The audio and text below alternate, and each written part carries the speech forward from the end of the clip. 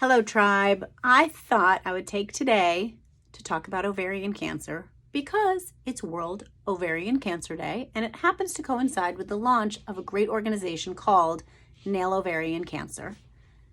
Teal. Teal is the color of ovarian cancer.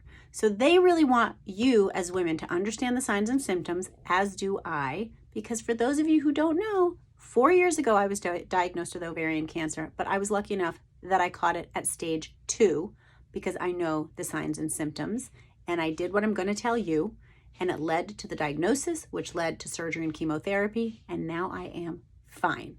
Statistically, the majority of women who have ovarian cancer do not find out until it's stage 3 or 4, but they have had symptoms that they recall for 6 to 8 months that they blow off because they believe those symptoms to be really vague, very common, and they attribute it to things like something they ate, something they drank. So here I am to tell you some nuggets of information that you need. First of all, you do not get screened for ovarian cancer. When you go to the gynecologist, you're getting a pap smear for cervical cancer. You are not getting any screening test for ovarian cancer. Even when the doctor does a pelvic exam and feels inside, she would not be able to feel ovarian cancer unless your tumor is huge. So that's one. There is no screening test that they have been able to find yet. They are constantly on the lookout, but there has not been one developed.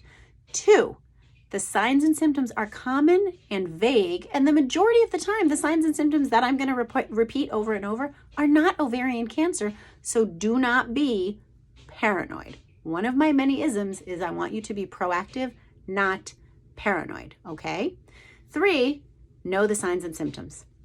Persistent bloating or pain or pressure, I'm pointing to my pelvis. In that area, if you have persistent bloating, pain, or pressure, please, please, please, if it lasts more than 2 weeks, go see your gynecologist. Feel free to invoke my name. That crazy lady on the internet is always telling me I should get an ultrasound if I have bloating, pain, or pressure for more than 2 weeks.